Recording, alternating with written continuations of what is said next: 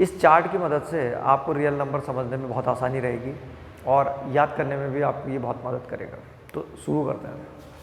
सबसे पहले जो रियल नंबर है इसको हिंदी में वास्तविक संख्याएं बोलते हैं। इसको दो ब्रॉड कैटेगरी में हम इसको डिवाइड कर सकते हैं। एक होता है रेशनल नंबर और एक होता है इरेशनल नंबर। तो रेशनल नंबर क्या होते हैं? रेशनल नंबर उन नंबरों को बोलते हैं हम जिनको हम p/q के फॉर्म में लिख सकते हैं और q is not equal to 0, q 0 नहीं होना चाहिए।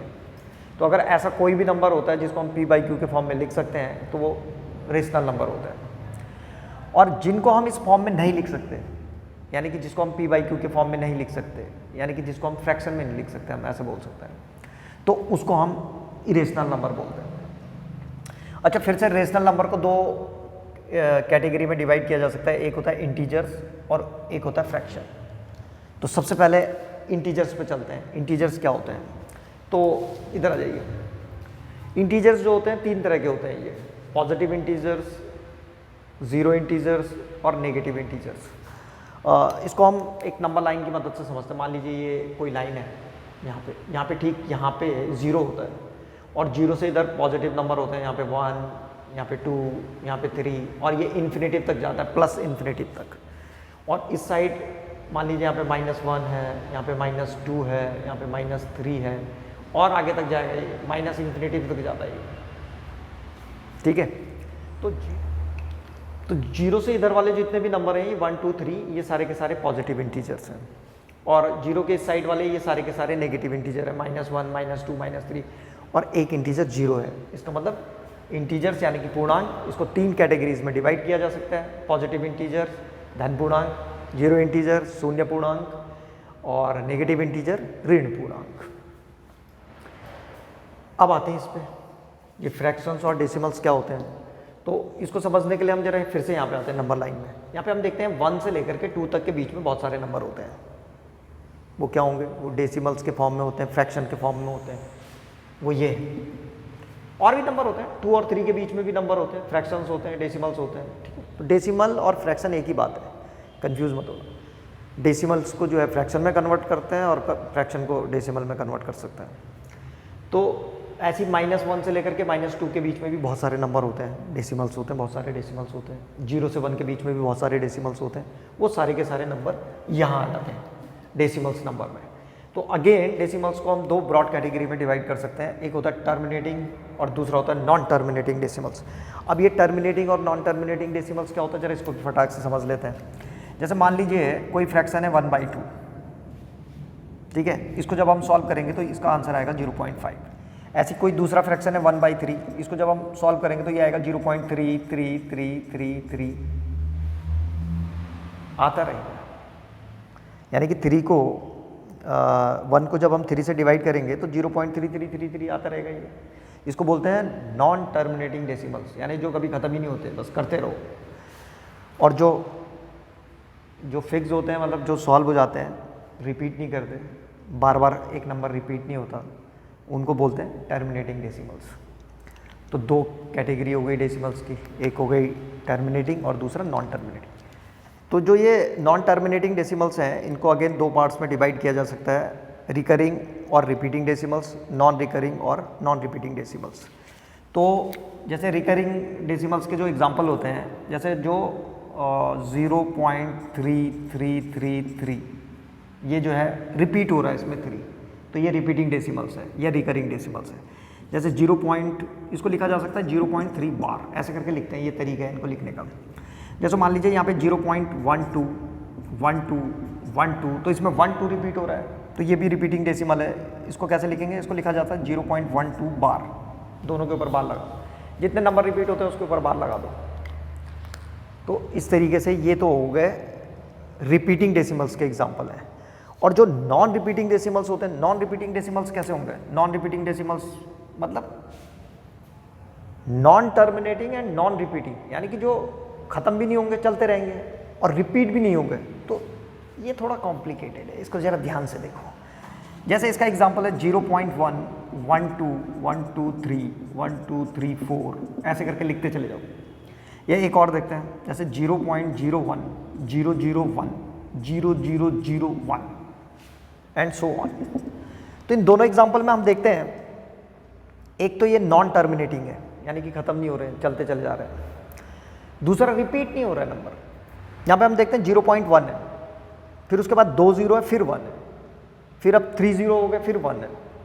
यहाँ पे हम देखते हैं 1 1 2, फिर 1 2 3 1 2 3 4, एक नंबर बढ़ता चला जा रहा है। तो इस तरीके से है। एक चीज़ यहाँ पे समझने वाली क्या है, बहुत ही इंपॉर्टेंट चीज़ है, बस इसका मतलब ऐसा समझ लीजिए, अब क्लाइमैक्स है, क्लाइमैक्स। यहाँ पे आप लोगों ने देखा होगा ये रेड कलर से लिखा गया है, ये इसका एक रीज़न है। जो नॉन टर्मिनेटिंग और नॉन रिकरिंग डेसिमल होते हैं वो रेशनल नंबर का हिस्सा नहीं होते। तो अब आप सोचेंगे किसका हिस्सा है? अरे तो भाई जो रेशनल नंबर नहीं होते वो इरेशनल नंबर होते हैं, सिंपल। तो इसका मतलब ये हुआ कि ये सारे के सारे इरेशनल नंबर हैं। कौन है irrational number? Non terminating, non recurring decimals जो होते हैं सारे के सारे वो जो है इरेशनल नंबर होते हैं, इनको इरेशनल नंबर बोलते हैं, सिंपल। तो इसका मतलब ये हुआ कि इनको p/q के फॉर्म में नहीं लिखा जा सकता। किनको नहीं लिखा जा सकता p/q के फॉर्म में? इनको नॉन टर्मिनेटिंग और नॉन रिकरिंग डेसिमल्स को p/q के फॉर्म में नहीं लिख सकते, ठीक है। बाकी जितने भी नंबर होते हैं उन सबको p/q के फॉर्म में लिखा जा सकता है और वो पूरे के पूरे रेशनल नंबर होते हैं। ये अलग टॉपिक है कि उसको कैसे लिखा जा सकता है। जैसे यहाँ पे था ये जो रिपीटिंग डेसिमल्स है, तो इनका एक मेथड होता है। ये रिपीटिंग डेसिमल्स है, ये जो है रेशनल नंबर है, इसको p/q के फॉर्म में लिखा जा सकता है। तो वो अलग सब्जेक्ट है कि उसको कैसे लिखते हैं वो बाद में देखेंगे, पर फिलहाल जो है इनको लिखा जा सकता है p/q के फॉर्म में। कौन? ये जो नॉन टर्मिनेटिंग और रिकरिंग डेसिमल्स होते हैं उनको लिखा जा सकता है p/q के फॉर्म। केवल इनको नहीं लिखा जा सकता जो नॉन रिकरिंग और नॉन रिपीटिंग डेसिमल्स होते हैं। नॉन रिकरिंग या नॉन रिपीटिंग डेसिमल्स होते हैं उनको हम p/q के फॉर्म में नहीं लिख सकते, इसलिए उनको इरेशनल नंबर बोलते हैं। That's all. जब हम इंटीजर्स पढ़ रहे थे तो इंटीजर्स में हमने पढ़ा था कि positive integers, zero integers, negative integers. इस इंटीजर्स में कुछ और नंबर भी आते हैं। आप लोगों ने सुने होंगे even number, odd number, whole number, prime number, composite number. तो उनको भी हम इसके साथ ही पढ़ लेंगे तो थोड़ा आसानी रहेगी। तो इन्हीं में पढ़ने वाले हैं। तो कौन कौन से नंबर आते हैं मैं यहाँ पे लिखने वाला हूँ उनको। तो इसके अलावा जो इंटीजर्स हमने पढ़ा था, इसके अलावा उनमें ये सारे नंबर आते हैं। इसमें होल नंबर आता है, इवन नंबर आता है, ऑड नंबर आता है, प्राइम नंबर आते हैं और कंपोजिट नंबर आते हैं। होल नंबर जो होते हैं ये जीरो भी इंक्लूड होता है इसमें, 0 1 2 3 4 and so on. Even number वो होते हैं जो 2 से डिवाइड हो जाते हैं।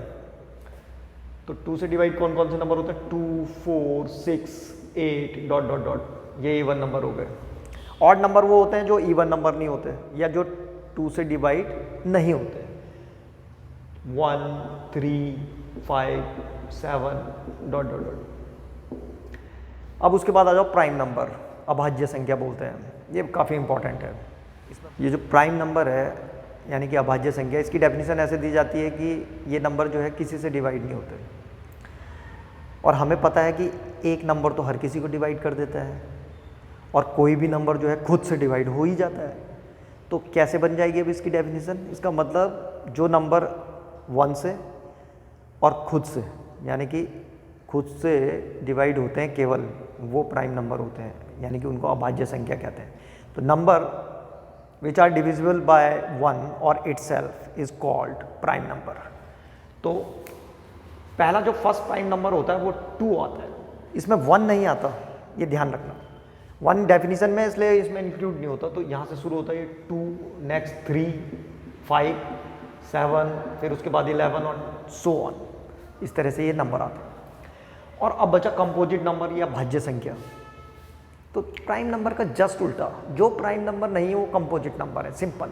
Numbers which are not prime is called composite number. Number which are not prime that is called the composite number. या हम ऐसे भी बोल सकते हैं कंपोजिट नंबर को कि composite number have more than 2 prime factor. 2 या 2 से ज़्यादा प्राइम फैक्टर होते हैं कंपोजिट नंबर के, ये ध्यान रखना। तो मैं आशा करता हूँ कि आप लोगों की समझ में नंबर सिस्टम अब अच्छी तरीके से आ गया हो। अगर किसी को कोई प्रॉब्लम होती है तो वो क्वेश्चन पूछ सकता है मैं पूरी कोशिश करूँगा उसके क्वेश्चन का आंसर देने की। If you have any query, inquiry and any doubt और any questions related to the number system, you may ask, and I will try to my best to give your answer. Thank you.